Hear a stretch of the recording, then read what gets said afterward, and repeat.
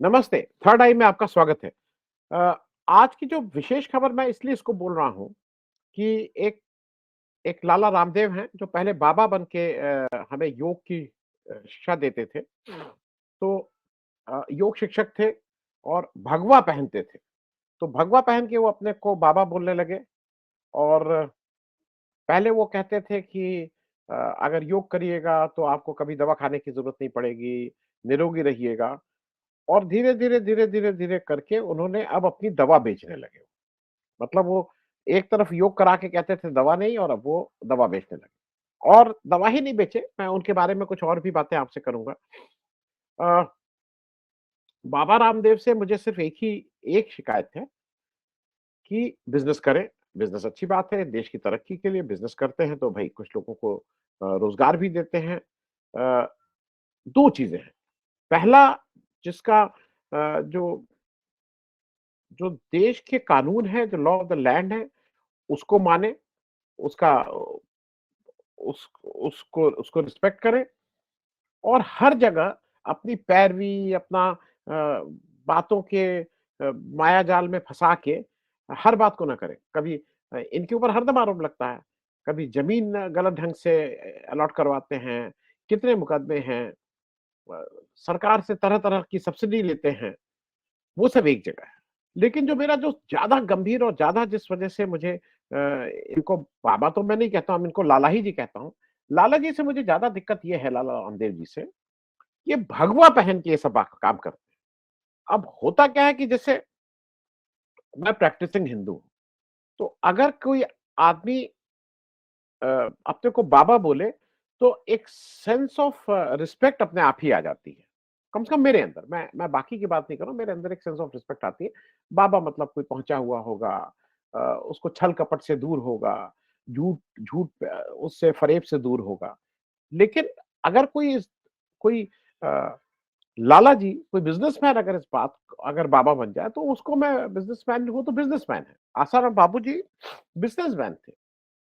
अ, तमाम बिज़नेसमैन हैं जो अपना प्रोडक्ट भी चलाते हैं।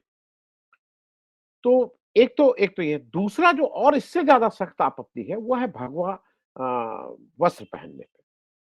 आप अपनी वेशभूषा ऐसी बना लेंगे कि अगर नॉर्मल आपको मैं नहीं जानता हूँ, आप अगर उधर से निकल भी रहे हैं, तो आपकी उस वेशभूषा को देख के मैं प्रणाम करूँगा। मुझे लगेगा कि भई कोई साधु महात्मा है, कोई सन्यासी है, कोई आप लाला हैं और आप बिज़नेस करते हैं, तो आप ये सब क्यों पहनते हैं? क्योंकि आप मुझे भरमा रहे हैं। आप अच्छा, फिर आप क्या करते हैं? आप हिंदू धर्म के आड़ में छिपते हैं। फिर आप राष्ट्र प्रेम की आड़ में छिपते हैं। आप बिल्कुल राष्ट्र से सबको प्रेम करना चाहिए, लेकिन राष्ट्र प्रेम की आड़ में छिप के बिज़नेस करने का जो एक मॉडल आप लोगों ने नया निकाला है, मैं उसको उसकी भर्त्सना करता हूँ।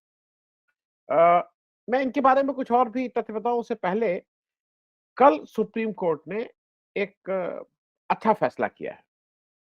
अ, एक पुरानी पिटीशन थी। ये पिटीशन एक्चुअली बाबा रामदेव को ये रहता है कि सबको वो मैनेज कर सकते हैं। अगर आपको याद हो, तो बाबा रामदेव केंद्र सरकार के हेल्थ मिनिस्टर को बिठा के एक कॉर्निल नाम की उन्होंने दवा इजाद कर दी थी और कहा था कि इससे बिल्कुल कोरोना दूर-दूर तक भाग जाएगा। याद है ना? और साथ में यही नहीं कहा था, फिर उन्होंने जो एलोपैथिक डॉक्टर थे उनको उनको क्या-क्या गालियाँ नहीं दी थी।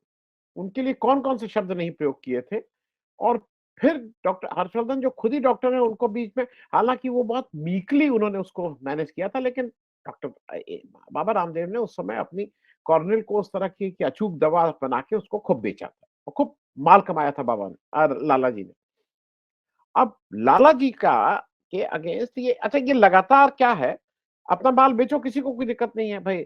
बहुत से मदारी अगर आपको देखें सड़क के किनारे, आप मालूम नहीं, लखनऊ शहर में, उत्तर प्रदेश के बहुत से शहरों में पहले बहुत खास ये था कि मदारी कहीं किनारे बैठ जाता था। वो सुरमा से लेके जड़ी-बूटी और मालूम नहीं क्या डुगडुगी बजा के बेचता था। भीड़ इकट्ठा हो जाती थी, उस भीड़ को भरमाता था और कहता था कि इससे ठीक हो गया, भीड़ उसमें से कुछ खरीद के चली जाती थी। तो आप ये करिए, मुझे उसमें भी आपत्ति नहीं है, आप ये करिए। लेकिन आप ये लगातार गाली देते रहिए कि ये जो एलोपैथिक है बिल्कुल झूठी बात है। इससे आप ये समझाइए इससे कभी क्योर नहीं होता है, ये सिम्पटम को दबा देती है। मैं इसको इसका इलाज करता हूँ और मतलब सारी क्रोनिक डिजीज़ का इलाज ये बताते हैं, ये कर देते हैं। खुद जब इनकी तबीयत खराब होती है इनकी और बालकृष्ण जी की, तो वो जाके एम्स में एडमिट हो जाते हैं वहाँ हरिद्वार के एम्स में। भाई आप फिर सार्वजनिक रूप से कहिए कि आज से मैं हूँ और आज से मैं कहीं नहीं दिखाई। गांधी जी ने जब नेचुरोपैथी को अपनाया तो फिर बा की वो उसके प्रति उनका और बा का कमिटमेंट था। बा का प्राण भी चले गए लेकिन फिर गांधी ने एलोपैथी को यूज़ नहीं किया। तो अपने लिए तो आपकी एलोपैथी है, दूसरे को आप सारा ये सब ज्ञान देते हैं। हुआ क्या, एक पिटीशन इंडियन मेडिकल एसोसिएशन ने 2022 में की थी सुप्रीम कोर्ट में और उसमें उसने आग्रह किया था सुप्रीम कोर्ट से कि 3 एजेंसीज के लिए। उसने कहा था केंद्र सरकार, दूसरा advertising standards council of India ASCI जिसको बोलते हैं ASCI and central consumer protection authority of India CCPA. इन लोगों से कहिए कि ये लाला रामदेव की जो पतंजलि आयुर्वेद बोलते हैं जो कंपनी है, उसको रोके। एक तो वो किस लिए रोके? जो एडवर्टाइजमेंट वो लगातार निकाल रहे हैं जिसमें वो कह रहे हैं कि एलोपैथिक सिस्टम को गलत बताते हैं, भ्रामक प्रचार करते हैं, इस पे रोक लगाने के लिए उन्होंने कहा था। नवंबर 2023 में इस पे बिल्कुल स्पेसिफिक ऑर्डर आया सुप्रीम कोर्ट का कि इसको इस तरह से आप नहीं कर सकते हैं, आप इस पे तुरंत रोक लगाइए।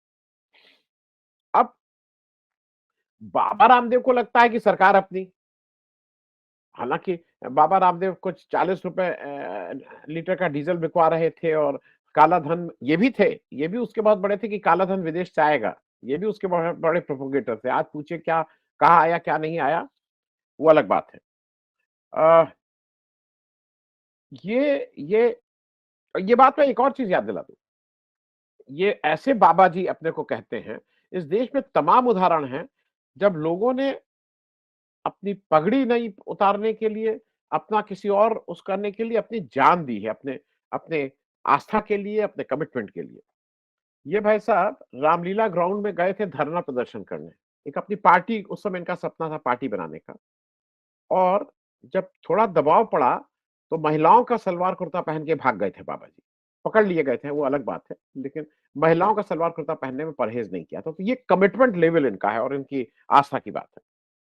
तो जो कल एक सुप्रीम कोर्ट का जो जिस बात को मैं कह रहा था, जस्टिस हिमा कोहली और जस्टिस अमानुल्लाह, इनकी बेंच ने आईएमए की पुरानी 2022 की पिटीशन को सुन रहे थे और पतंजलि आयुर्वेद को उन्होंने ठीक से कल डांट लगाई है। उन्होंने कहा है कि आप गलत और भ्रामक वो एडवर्टाइजमेंट चलाते हैं।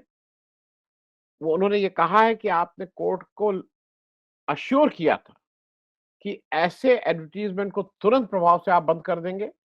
आपने इसको बंद नहीं किया और इसलिए कोर्ट उनके ऊपर कंटेम्प्ट का नोटिस दिया है कि आप बताइए कि आपके ऊपर कंटेम्प्ट की कार्रवाई क्यों न की जाए, क्योंकि आपने वायलेशन ऑफ अंडरटेकिंग की है। मैं याद के लिए सिर्फ बता दूं, हालांकि अगर अगर अगर निष्पक्षता और उसकी बात होगी तो शायद इनको जेल जाना पड़े। हालांकि उसमें शुरू में ये था कि लाला रामदेव और बालकृष्ण जी का नाम था, लेकिन बाद में आर्गुमेंट करके जी का नाम हट गया। उसकी उसमें आ गया पतंजलि आयुर्वेद और बालकृष्ण। तो बालकृष्ण को इसी के लिए रखा है उन्होंने, कि कहीं मामला पड़ेगा तो दस्तखत वस्तखत उससे करवाते हैं। जो शातिर बिजनेसमैन होते हैं वो अपना हाथ कहीं फंसने नहीं देते, वो किसी इस तरह के एक फ्रंट को सामने रखते हैं। तो ये कंटेम्प्ट ऑलरेडी नोटिस इनको जारी हो गया कि आपको क्यों नहीं आपके अगेंस्ट एक्शन लिया जाए, अब जो जवाब आएगा उस पर बात करें। सिर्फ इन्हीं को नहीं, सुप्रीम कोर्ट ने कल बहुत सख्ती से केंद्र सरकार से भी पूछा है कि आपने अभी तक पतंजलि का ये जो पर आपने अभी तक कार्रवाई क्यों नहीं की? क्योंकि वो जो एक कहते हैं ना कि मैं इस तरह से वो करता हूं, मैं आयुर्वेद से करता हूं, आपने कार्रवाई क्यों नहीं की? क्योंकि ये भ्रामक चीज़ें चला रहे थे और केंद्र सरकार से कहा गया था कि under drugs and magic remedies objectionable advertisement act 1954 के तहत इनको कार्रवाई करनी थी। केंद्र सरकार वो कार्रवाई करने में विफल रहा और जो जज हैं, जो बेंच थी, उसने जो पूरा अगर जजमेंट पढ़िएगा, उसने जो वर्ड यूज़ किए हैं, उन्होंने कहा है कि the entire country was taken for a ride. मतलब we can not shut our eyes, वो इस तरह की बातें उन्होंने कही हैं और मुझे ऐसा लगता है कि ये गंभीर मामले हैं। अब चूँकि आदत पड़ी हुई है रामदेव जी को हर बार कानून का उल्लंघन करते हैं, उससे बच के निकल जाते हैं। आप मैंने इनके ऊपर बहुत से वीडियोज़ बनाए हैं। अगर आप मेरे यहाँ देखेंगे लाला रामदेव बाबा रामदेव या पतंजलि और आनंद वर्धन पब्लिक इंडिया करके ढूँढिएगा तो बहुत से इनके घोटालों का मैंने बहुत उजागर किया था। किस तरह से ज़मीन का घोटाला, किस तरह से टैक्स का की चोरी, किस किस तरह से ये सब बेईमानी का काम करते हैं, वो सब मैंने किया है। उसको आप देख लीजिएगा। लेकिन ये इनका इनका पास्ट फिर से एक बार आपको याद दिलाने के लिए, ये कौन व्यक्ति है? जिसके ऊपर अपने गुरु स्वामी शंकर देव की हत्या का आरोप भी है। वो श गुरु श स्वामी शंकर देव जी एक दिन गायब हो जाते हैं, मिलते नहीं हैं, ढूँढे जा रहे हैं और ये आप गूगल क मुझसे नहीं, आप गूगल करिए आप लिखिए Baba Ramdev accused of killing his guru आपको अपने आप ही एक नहीं पचासों पेपर की रिपोर्ट मिल जाएँगी।